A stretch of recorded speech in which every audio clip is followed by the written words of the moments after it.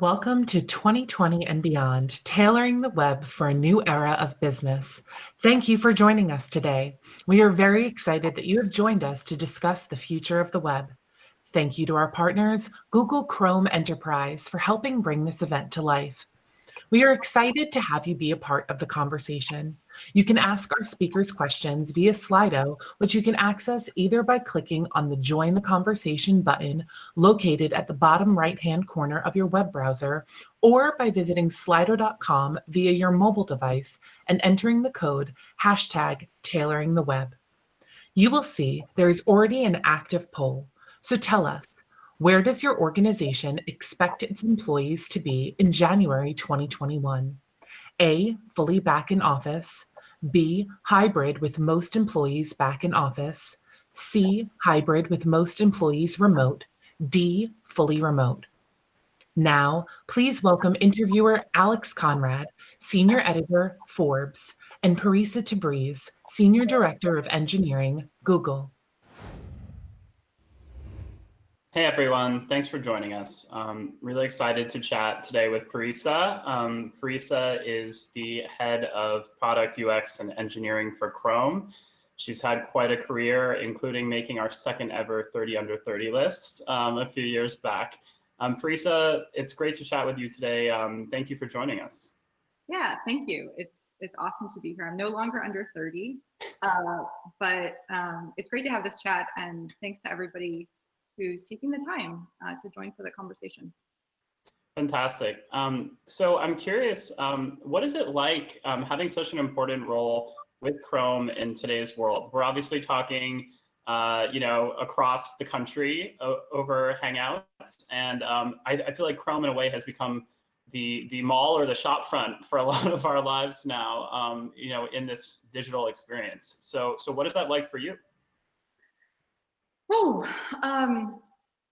so so it's a privilege, first and foremost. I actually stepped into my current role in February. Prior to that, I was leading just engineering, so took on more of a general manager role, being responsible for product and UX in February.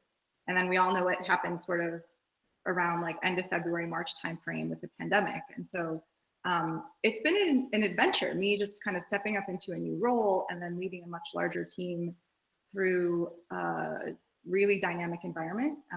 Google went to a fully work from home kind of work setting pretty early on, around March. And so leading a team through that, and also being responsible for Chrome, which I've worked on for a number of years and love, because it's something I use, it's something my friends and family use, it's something that my people I know use it at work in kind of a range of different enterprise settings.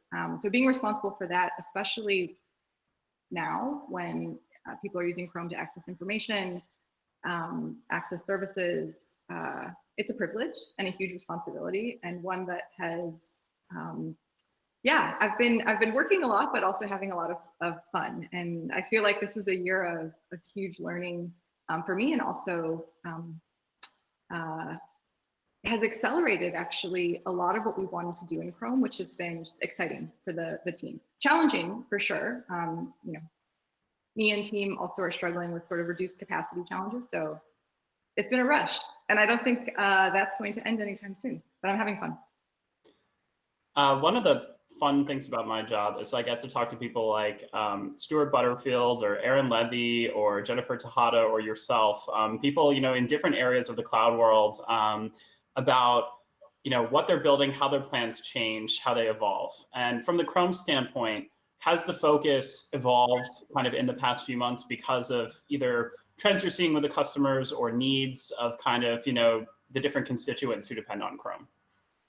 I don't think the strategy has changed. And so in some ways, I don't think the focus has changed. It's accelerated everything. And also we've seen huge need, especially from businesses and enterprise customers, in adapting their businesses to a fully distributed working environment. And so no major change, but we're seeing spikes in trends when we look at that. For example, we see unsurprisingly, a spike in video usage and video communication, on the web.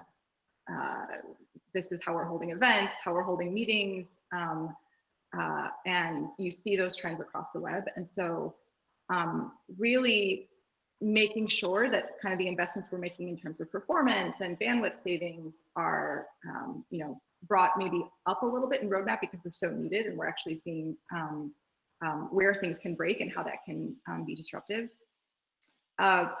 We've seen trends in extension usage, so people using Chrome extensions to enhance their productivity at home, or even just usage for entertainment. And so kind of addressing some of the extension work that we've wanted to do has been pulled in just because we see a huge need there. And then for enterprise, again, I actually don't think it's changed our strategy or focus, but we've been able to kind of swarm around some of the enterprise security work we've been doing, some of the work around centralized browser management that we've been doing, just because the need is so much greater now than pre-pandemic. And I think, as a leader, we want to do more. We have actually reduced capacity because, of course, people are being impacted by the pandemic and other things in a lot of ways. And so for me, it's been about very crisp prioritization and pulling some things in and acknowledging that, hey, we may have to kind of go a little bit slower on things that maybe weren't as critical to the world, to businesses pre-pandemic. So not a huge change in focus, but I think prioritization and accelerating certain things that were already planned. Got it. Has your perspective shifted a lot with the added roles and sort of responsibilities to think about coming from engineering perhaps, and knowing what their needs are and what the demands are on something like a Chrome from that engineering standpoint as your true north? Yeah, for sure. I mean, a lot of what I've been doing over the past couple of months is getting to know our product teams, their ideas, their challenges, kind of their perspectives and constraints, and also our UX and design team, as well as marketing and just different aspects of the business. So it's been a huge amount of learning for me. And I'm lucky to have great engineering leaders who can step up and take care of things while I pivot really hard to understanding different functions. So many people have to come together to create great technology solutions. I come from an engineering background, and so it's sort of what I know best as an IC, but I've always known that that is only one piece of technology. It's only one piece of security. One of the things I love about Chrome is, we think deeply about user experience and how do we make it simple and not clutter your browser with thousands of knobs, because at the end of the day, you can, offer all these different security technologies, but if they're hidden behind a dashboard of knobs, it's not user-friendly, and humans are not going to use it. So I've always really appreciated sort of how cross-functional it is, software development and innovation is. Now I get a chance to kind of meet the people and understand nuance and build empathy to how I can help them, and also just how I can help everybody work together. I think that how we do user research and user studies in an environment where we can't, be in the same room, and actually how we do product management when we don't have, that room filled with whiteboards and we can kind of, draw things out, has challenged the team and allowed me to kind of come on that journey of even just understanding how they do their work and how we have to shift it. So. Awesome. You mentioned security. Not everyone watching may be fully familiar of kind of the twists and turns of your career. I was hoping you could maybe just tell us a little bit about maybe the highlights of your life on the security side. And I think with, trying to popularize HTTPS and kind of, a more safe internet, because I think that perspective would probably, have some interesting parallels with what you're doing right now with Chrome.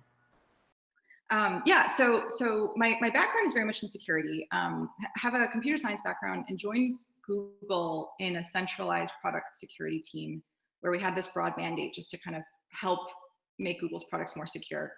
Early in my career, I did this kind of as a joke, but I made business cards because I was going overseas to Japan, and a colleague said, you need business cards. And I made the title on the business card Security Princess as sort of a joke. And it actually stuck for about 10 years in my career. To me, I think technology can be used to empower people and improve humanity, but only if people actually have trust in that technology. I remember when my parents said, don't use the internet, don't buy anything, it's not safe. And now, I mean, they're one-click shoppers on all the sites. And so just for me, recognizing how important it is to build trustworthy technology so people actually use it has been a long part of my career. I moved to Chrome about 6 years ago to lead their security team because I believe that Chrome, from a product engineering leadership perspective, really invested in security. And the browser is your window to the web at the time, and now it's so much more. It's where everyone is doing their work. It's where a lot of us are able to connect, to have this conversation. It's where a lot of people are able to dial in. And so kind of being able to improve people's security and make it default, make it sort of invisible so that people can get to what they need to do or enjoy doing, feels just really like an important mission. And so I joined Chrome to lead security. And all credit to the team who've actually done the work. I've been sort of the interrupt handler to handle things that fall through the cracks.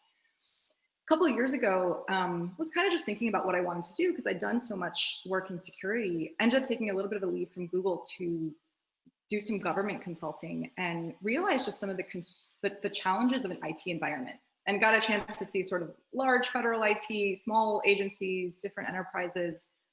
And a lot of people, that I interacted with, are like, yeah, I can use Chrome from home, but it doesn't work for our enterprise for all these different reasons. And so it gave me an empathy to just even understand how security really needs to fit into the business constraints and complexity of different operating environments, and wanting to kind of work on those. And,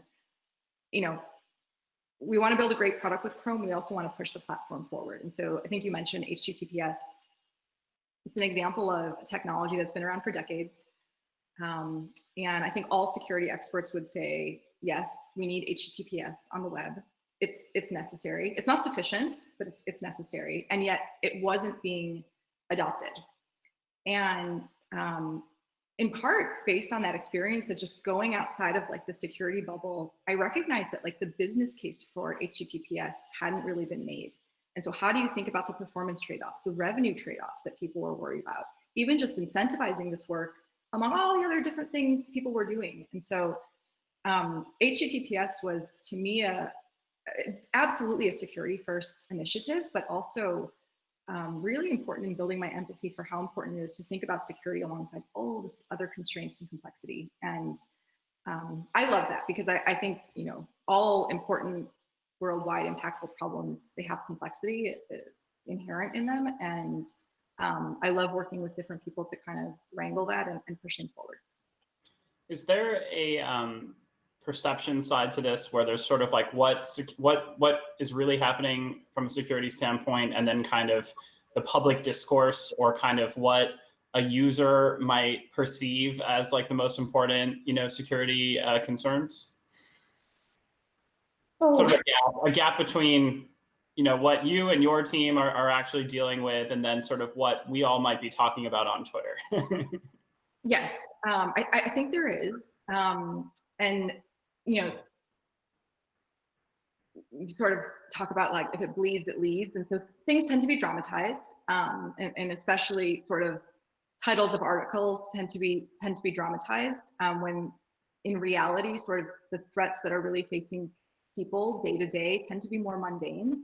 And so I think, when people in my family are worried about an advanced persistent threat or some type of, very sophisticated, well-funded hacker, I'm like, let's just make sure you have two-factor auth set up on your accounts. Like, you don't need to worry about the spies and the sophisticated hackers you're watching on TV or even hearing about as newsfeed. So I do think there's a gap. For a while, I worked on a team of hired hackers. And I think when people hear the term hacker, they think of, the antisocial geek who's trying to kind of bring down large governments. in a maniacal way or profiting off of people. And I work with hackers who fundamentally want to understand how to break systems, but to make them more secure. And so I do think there's a huge perception gap. I will also acknowledge that I love watching movies and TV shows about cybersecurity, and I don't think I would love them as much if they actually, reflected the mundaneness of the work. And so sometimes I feel bad when I'm talking to the public and they're kind of saying like, what's a day in your life? And expecting that I'm kind of like blocking packets on like an Ethernet cable or forwarding. Unfortunately, like the work it's very interdisciplinary. We work together. It goes slower than reality. So I do think there's a perception gap. I recognize it probably is the case, with most fields. My mom was a nurse, so she kind of looked to ER and was very judgy of how that was represented. And so yes, there's a perception gap. And a lot of what I talk about for security is safe defaults. When it comes to enterprise environment, like don't reinvent the wheel if you don't have to. As much as possible, we try to build in to Chrome, into sort of our central management solutions, the security and make it easy. Because if it's not easy, no one's going to use it. I don't know. Don't believe everything you read. Hey, I was with you until that last part, and I would say you can believe Forbes. But we actually got our first question in from the audience that I think really kind of continues this theme. And the question is, why for a lot of developers or vendors in this cloud world, is security kind of an afterthought or something that they think about, at the end, or sort of secondary to some other objectives? And is there anything that could happen either from a bigger standpoint or within sort of how these organizations work, where it would be thought about more prominently and more early? It's a great question. I think there's a human element to it. I took risks in my younger life that maybe I wouldn't have now with the benefit of wisdom. And so I think there is a human element to kind of thinking about short-term benefit as opposed to sort of long-term risk. We see this, with people's health choices and exercise choices and a lot of different life choices. And so I think part of it is that, people near-term want to focus on growth or revenue or these things that have like very material benefit, and security is squishier. Security, quality, these things are squishier. It's very hard to objectively measure. So I think there's a human element to it. I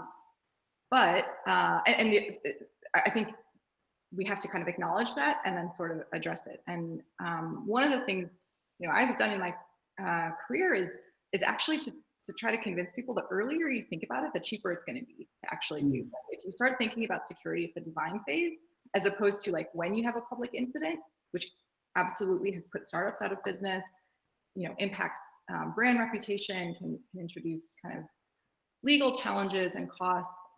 Like you don't want to think of it then. And so in some ways I sort of share anecdotes of like, hey, you don't want to be this long stream of examples. Like think about it early, invest in it early.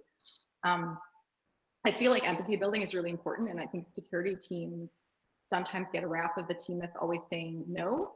And so developers then just like don't want to interact with security folks because all they're doing is saying no, as opposed to like really working in partnership. And so, within Chrome, our security team, they're an engineering team and they have to fix bugs and they have to build features. And sometimes they introduce security issues. So they actually have an empathy and understanding of how challenging it is to do that. At the same time, all other engineering teams, like they will own the pager for their security issues. And so I think thinking about accountability, building up empathy is important so that security is not relegated to this like checkmark thing that's considered at the end is really important. And your investment in security scales.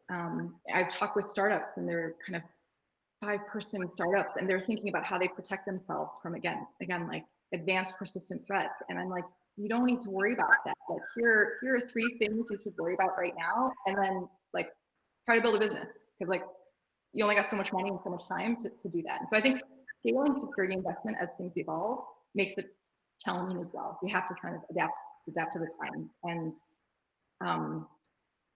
that to me is where, like, if your core business is not security, I'm like, of course I want you to use Chrome, because this is our core business is building a secure product, is building secure central management. So use us or use someone else where the core business is security. But it's complex and hard.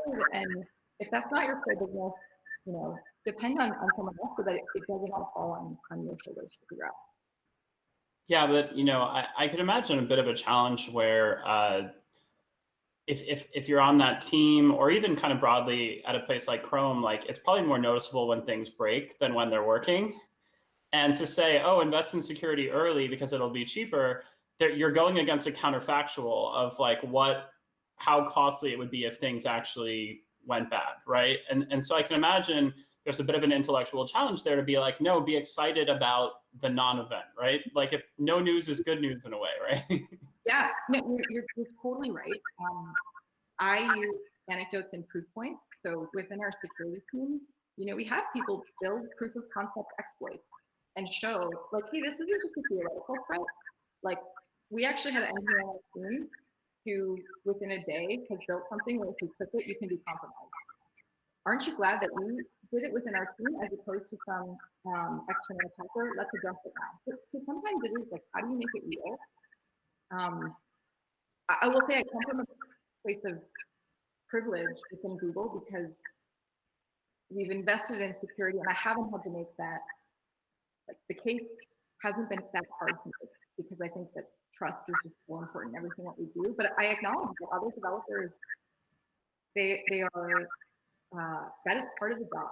It is not just the engineering piece, but how do you convince other people that they should spend less time on all the things that they're doing, which is important, and more time on security. And I do think things are changing. 20 years ago, security was just sort of, I don't know, fun prank. Now it's top of mind for everyone, whether it comes to, keeping my business running, accessing critical services, elections, kind of communication, confidential communications. And so I think it's easier now than 2 decades ago, but totally acknowledge the challenge the developers face. So we're almost out of time, incredibly, but I did want to look at the poll that we had the audience fill out. So the results show that the most folks, 50% of respondents, expect to be in a hybrid but mostly remote situation come January, with about 29 to 30% planning to still be fully remote. Only 8% expect to be fully back in the office. Does that surprise you at all? And as you and your teams are building Chrome, in the months to come, does that change kind of how you think about your user base, knowing that they're going to be in at least this, mostly hybrid reality? It doesn't surprise me. I do feel like, though, I have the benefit of like the ask the audience, and so that would have been my guess too. I don't think it changes how we focus on things, other than to know that, like, there's not a normal that we're going to be returning to, which is hard in some ways, because I miss my old life. I'm still grieving from some of that routine, and but it doesn't surprise me, and I think it only gives me more conviction about how we're prioritizing helping enterprise users that are going to be working from their browser, or already working from their browser for most of their time, but are going to continue to be doing that from their own personal office for a long time. And so while I would love to return to a new normal in January, I have no expectation of doing that at Google or in the rest of the world. And I also think just the flexibility that the pandemic has allowed people to experience, leaders to experience, frontline workers to experience, is something that is going to transform how we do work, how we access the web. And so while sad for personal reasons, I think it actually just gives me more conviction in what we're working on. That makes sense. Brisa, thank you so much for the expertise and the wide-ranging insights this morning. It was really a pleasure. Thank you. Ditto. Nice to talk to you again. Awesome. Well, we hope everyone enjoys the rest of today. Thank you, Alex and Parisa, for that engaging conversation. Now, as we look to discuss new ways to harness the power of the web, we'd like to ask another poll. In Slido, tell us what has been the biggest technology challenge over the past 6 months for your organization. A, enabling and maintaining a distributed workforce. B, ensuring security measures meet changing work styles. C, handling major fluctuations in demand for products and services. Now, please welcome moderator Angel O. Young, staff writer, Forbes, and panelist Adrian Schutte, Global Change Director, PwC, Sri Shivananda, Chief Technology Officer, PayPal, and Parisa Tabriz, Senior Director of Engineering, Google. Hi, everyone. Thanks so much for joining us today. So we're about 6 months into the pandemic, and among all the tumultuous changes that we're going through, that we were already going through, we're now dealing, with the most part, with a global remote workforce. And even before COVID-19 hit, a lot of the work that was happening in the office was pretty much already being conducted on the web. But now, in this time that we're living in, the web is the new office, and with that comes a new set of challenges. So to review what those challenges are and how we've solved for them, we have Parisa, Adrian, and Sri. Thanks so much for joining me today. So I wanted to kick off the conversation with a question for all three of you, which is, what specific strategies and technologies in the web have you used to enable and maintain a distributed workforce? Let's start with Sri. Great, I'll go first. One is we are blessed to be a digitally native company. In terms of being able to work from home, the journey didn't start when the pandemic did. It started many years ago, and some portions of our workforce always worked remotely. But even for someone like us, when March hit, it was overnight that we made a decision that everyone is going to work from home. And that meant so many different challenges. We had a portion of the workforce, particularly in our customer service, that was not enabled for remote work. And in a 2-week period, we had to enable all of them to be productive from home. Many different things in terms of tech, collaboration tech, and security and so on, but I'll focus primarily on security. What happened with remote work is all of a sudden you went from the perimeter for your security being your offices to now being people's homes. In fact, not even just people's homes, but people themselves.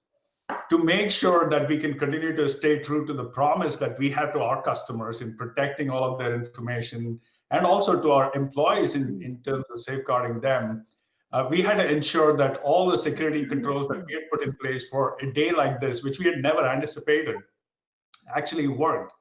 And that was where we put most of the attention in the first few weeks and actually the first couple of months after the pandemic started. Parisa, why don't you go next? Yeah, sure. And I think similar to Sri, like Google's digital native company, my team is heavily distributed as it is. So we have teams kind of in different offices across the Americas and Europe. And so the team was already quite comfortable using chats and, Meet and collaborative online tools like Docs and spreadsheets. This just became the exclusive way that we communicate. And that was a transition, with even in how it impacted Chrome. We really wanted to make sure that knowing Chrome is part of how people use the web, that we kept things robust and resilient as we're building Chrome. And so we actually made some changes to our even release process in lieu of the pandemic to ensure that we didn't disrupt kind of a worldwide workforce that was depending on Chrome. And I think video conferencing has just become so much more important, right? To connect for business meetings for sure, but also even just to stay connected in more casual ways, whether it's, I have a lot of virtual coffees and virtual lunches and virtual happy hours, even with work, so that we can actually have that more casual conversation, which in part is so important for innovation and, or even just, being able to work through problems or vent to each other. And so video conferencing has been so much more important, I think now, but that's a kind of a taste of how we've been relying on digital apps and communication in my world. And Adrian, how about you? I'd agree with what Parisa said. The video piece has been so key. We are not a digitally enabled or digitally native company, shall I say. So we've become digitally enabled, and we set ourselves up around 5 years ago to get that way. More than 150 years old. We're at client sites, we're face-to-face all the time. So Chrome has really allowed us, when we shut down everywhere in March, everybody went home, to stay connected both with our teams as well as our clients. So businesses kept moving, so that's been amazing. I would agree with the Meet piece. We're doing around 5 million Meet video conferences a month, which is incredible. I'd also say our chat traffic has gone up quite a bit. It helps that 24-hour kind of around the sun, leave a chat message for folks, and then you can meet up later. So it's been really a game changer for us, but quite a shift for sure. So I know that Parisa and Adrian have said that they work at companies that are digitally native, and Adrian has said that she works at a company that's not.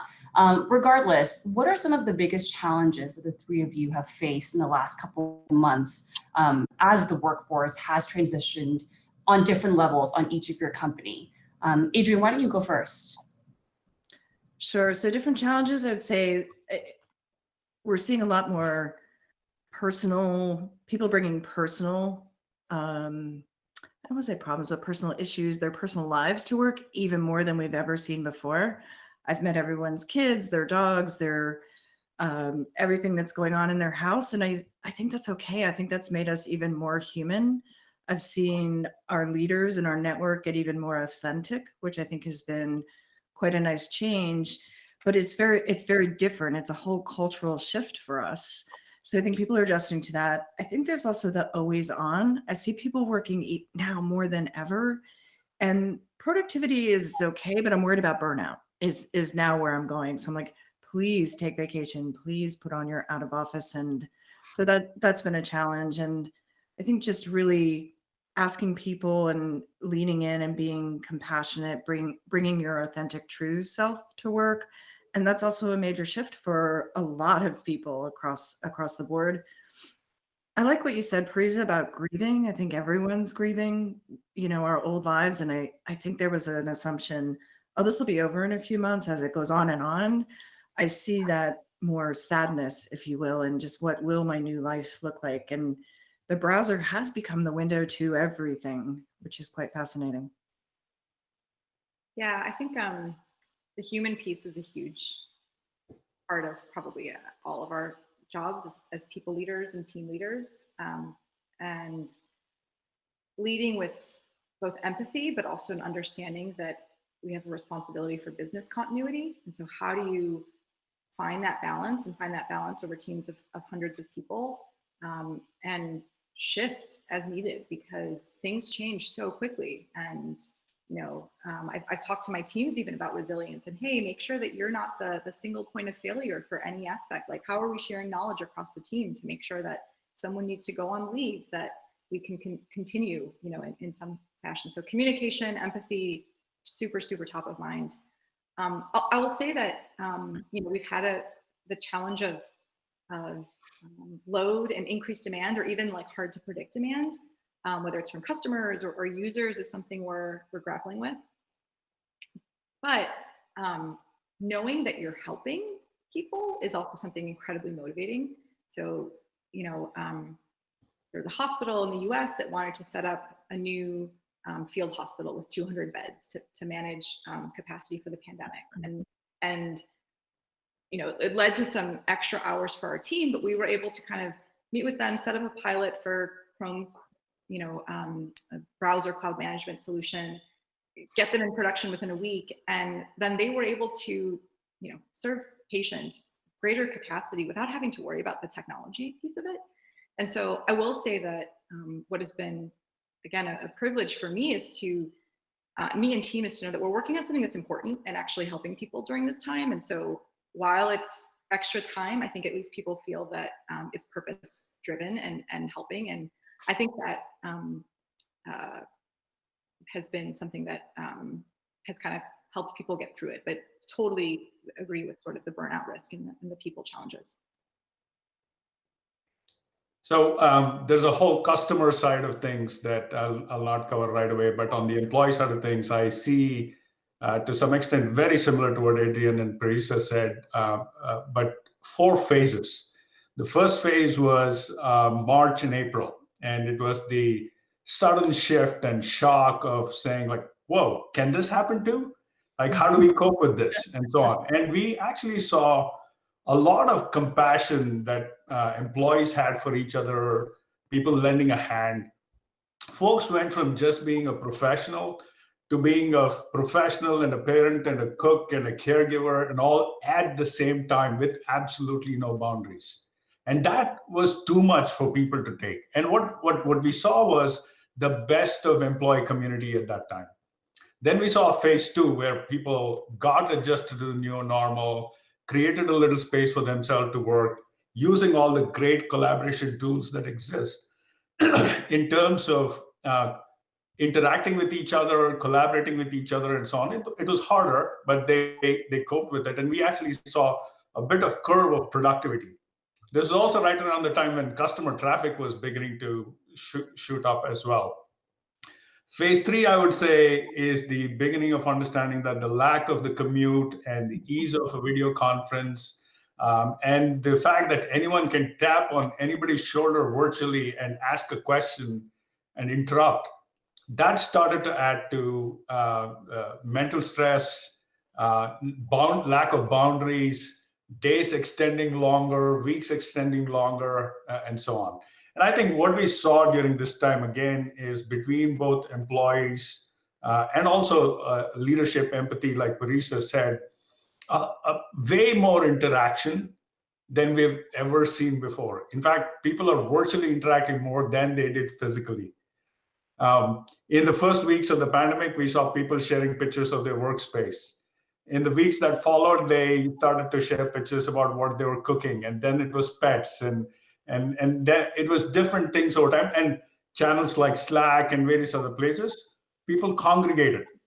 In fact, we actually have a live DJ show happens every single week on video conference, right? Phase 4 is something none of us know of. None of us can predict when this will be fully back to normal, if there is a normal, like we saw from the survey. And that phase 4 probably by itself is a prolonged phase where there's some re-entry back into the office, some new normals in terms of certain people who want to be permanently remote, such. But to me, if leadership was ever important, it's during this time. It's all about our people, whether they be employees or customers. Great. So with this new kind of workforce, obviously we've all talked about how there are new challenges, and there's one that I want to talk to you all about, which is security. Parisa, I know you talked a little bit about it with Alex in your previous conversation, but I think, hackers are definitely exploiting this new kind of environment. We've seen more phishing attacks. We've seen new ransomware attacks that have made headlines. They've been attacking research institutions, corporations. So what are some safety measures that your companies have taken to ensure that remote employees can safely do their work from anywhere? Parisa, let's start with you, since you were just talking about it with Alex. Sure. So many things. I mean, and Chrome has invested in security since we first launched it 12 years ago. And I think really making sure that we can meet enterprise IT teams' needs, which can be unique and complex, has come top of mind. So, for example, I'd mentioned in my conversation with Alex, extensions and how these can really help for productivity. They can help for entertainment. We also acknowledge that IT admins really want to be able to manage what their workforce is using in terms of extensions, because they bring enhanced capabilities and power that also can, create risk that wants to be managed. So we've given admins more control over how they can manage extensions in the workforce, because we know that that's a unique need. And we're continuing to kind of evolve that based on their feedback as to like what works, what's most important for them, what, have we rolled out that actually doesn't really work well, and then how can we improve that? So extension management is for sure one piece. Just I think yesterday, 2 days ago, we announced for advanced protection users in Chrome. So these are users that actually opt into advanced protection because they themselves self-identify as having heightened risk. Journalists, politicians, business leaders that will be doing additional scanning for any downloads that they make in Chrome, because we know that that's a very common vector. And advanced protection users are also using two-factor auth, so they're much more protected from phishing attacks in the first place. But recognizing that, people who are sophisticated attackers are going to other vectors. And so, I think we're continuing to invest in security and giving just a range of options that I think people can use in a way that best fits them for work, for home, and kind of in your own risk profile. Shri, why don't you go next? Yeah, I think Parisa said this before. We are all in the business of trust with our customers, and security, therefore, in fact, at PayPal and technology, security is the number one priority. Security is the first thing you think of in anything you do. Because if you don't have trust, you don't have a relationship, you don't have engagement, you don't have a business, right? When it comes to security, particularly with both with our customer base and the employee base, we've taken various measures well ahead of the pandemic, but we've made sure that they've actually worked much better during the pandemic as well. I'll give you some simple examples from an employee perspective that are very relevant. Number one is to make sure that you have secure authentication. Like you have a single way of signing on to every single application that you use, no matter where you go, whether it's a cloud service or an on-prem service and such. Making multi-factor a default. And multi-factor is not just that one-time password, but it's also various other variables on like maybe the geolocation of the employee themselves to make sure that their identity is not being used by somebody else. Phishing controls, which is block most of the phishing emails out in the perimeter, but sometimes they will land in the inbox. And when they do, you add a little notice at the top of the email to say, hey, this is from an external sender. By the way, this has a link, so please be careful. Or for that matter, prefixing the link to make sure even if they click, they're still protected. Making sure that their devices have the right kind of antivirus controls and so on, and fully up to date at all times, and the latest rules and software have been rolled out. So doing various different things to where, on the one hand, you protect everyone in spite of ourselves, but at the same time, use awareness to make sure that, hey, look, we are in a new security normal.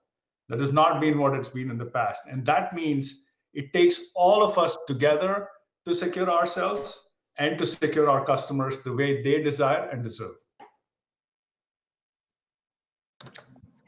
I would build on what Shri said. I love what you're saying about the visual cues and the notifications, and I think that's really helpful to employees. We too, protecting our clients' data is job one. We're very, very serious about that. Our clients trust us with all kinds of data being highly regulated. It's really important. So we do a number of things in our firm. First of all, we have our own world-class security group that is top of it and always investing and always growing. But I think combined with all the security that's in Chrome is quite a great story to keep us secure. I can't remember the last time I actually saw something that didn't go to spam that was supposed to go to spam, but if I did see something questionable, I see a big bar across the top, so it's very clear to me. So I do appreciate that. Say other things we do as a firm, we don't allow any external USB devices to our PCs, which is quite critical, so we can't download or upload. We block all the upload sites and those kind of things. So it's I like what you said, Tree. We protect ourselves in spite of ourselves, but it is very important. I also appreciate the extensions. So while our users can sometimes get confused, why can't I use this? I can download it home. Our story is always our enterprise environment is not the same as your home environment. And by the way, we recommend you also don't download that one at home because FYI, there's a bit of an issue. So it is part education, part visual, but then also part physical with security. Awesome. So I wanted to bring in the audience right now. So we asked them a poll question, which was, what's been your biggest tech challenge in the last 6 months? And an overwhelming 55% said enabling and maintaining a distributed workforce was the biggest challenge. And with that, there's actually another question from the audience that I think plays in really well with this, which is, how do you manage a development environment remotely with the type of access that is required for such positions? Shri, why don't we start with you for that question? Yeah, so what we've actually done at PayPal is we have a fairly standardized software development lifecycle process. So where our code is stored is very common for every team in the company. How a build and release happens is very similar for all teams in the company. Where the deployment occurs, the tools that they use are the same, how they collaborate is the same. And what that has done is there's a consistency in the tools and standards and experiences that our engineers and developers use across the world. What we have seen is when you look at the software development lifecycle, there are many different phases. You start by thinking and designing, then you go into writing code, then you build and test it, and then you put it in front of the customer and you experience it. What we've seen during the pandemic is everything from writing code forward is just as it was before. In fact, we've actually seen the number of builds and releases go up at PayPal. That said, that leftmost portion, which is the design, think and design portion, it's instantaneous through collaboration. It's two ideas colliding and making one. It is whiteboarding and like scratching on paper or whatever it may be. That is something that people miss. So we've been out there looking for technologies that will help us do virtual whiteboarding, and where we can still create a bit of a brainstorm environment, even though we are not in person. But here's what I'll tell you. I think the thing is, we've all been in meetings in the past where we're sitting down and you turn to a person, you make eye contact, you have a conversation. The magic of that has been somewhat impossible to create on the video conference. So while there are many things that have worked similarly or to some extent slightly better, I'll say there are certain aspects of the software development lifecycle that's been a bit of a challenge. I'll add, and again, this kind of goes back to coming from a place of privilege that I recognize a lot of people working in a distributed work environment do not have, and that Google is quite digital native. Chrome is distributed across over 20 offices worldwide. And so we are used to building from, we have a cloud-based business and we've worked in this way for so long.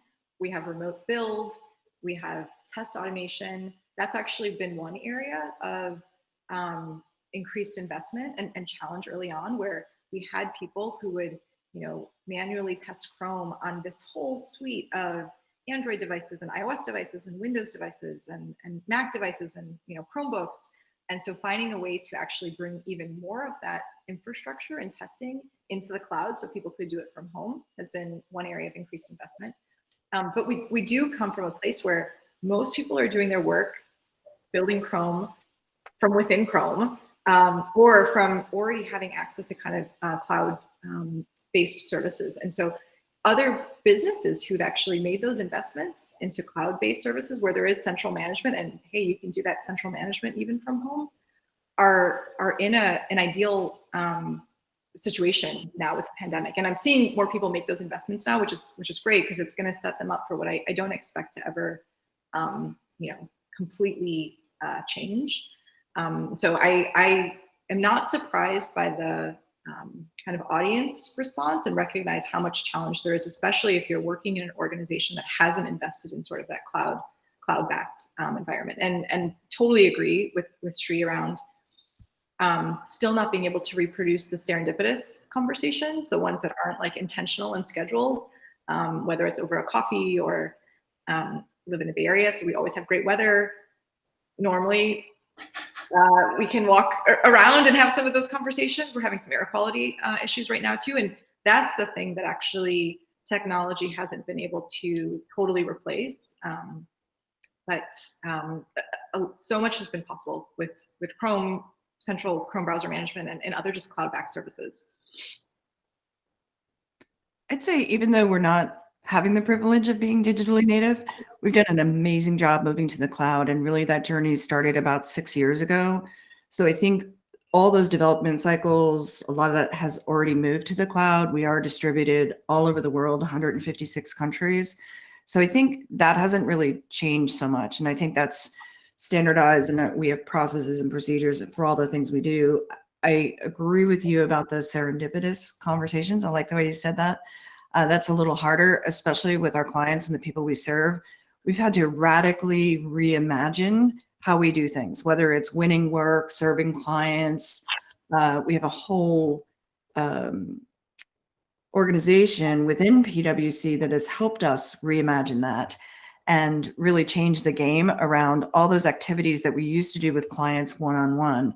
It's been quite amazing to see that reimagination in such a short time, and upskilling people to take what they've put out into the universe and say, how do 60,000, 70,000, 80,000 people learn all these techniques and be effective and continue to do what we do?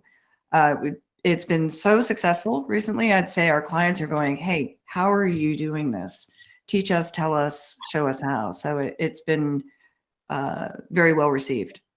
I think it's incredible for me to hear sort of even Adrian, some of what you've shared, because can you imagine like the founders, 150-year-old plus company, can you imagine the founders if they could see kind of how PwC was working today, and just hearing about that transition during a crisis and how people have had to make quick decisions, but technology has worked. And I'm sure, again, there've been hiccups, no doubt, in sort of making some of those change. But for me, I love hearing the customer stories who, again, maybe don't come from the same privilege as me and Sri of kind of like working that way already for some time, but to hear how that works, because I actually do think it will make those businesses so much more effective and flexible and able to adapt as situation demands, as their employees' needs demand going forward. And I don't think that acceleration would have happened otherwise. And again, not saying that like I'm grateful for the pandemic, but I try to find the silver lining in all the things. And I think that, you know, that has accelerated and given some disruption to kind of how businesses use technology, how they use the web, how they use browsers in a way that is encouraging to see. I think in a lot of ways, though, it's made us push the boundaries of what we thought was possible. We see our business people, our administrative people, our most junior people, even our most senior people going, what if we did this and that? And those what if questions, we're usually, not that we're not busy now, but we've had to say what if, where before what if was a when we get time. And that's led to unbelievable solutions and quite things that have come out to surprise and delight both internally within our company and our clients. So it's pretty amazing to see. Yeah, I'll just add one more point, triggered by a couple of thoughts that Adrian and Parisa shared. There's been a ton of innovation during this time. We happen to do an annual 2-day event called the PayPal Expo.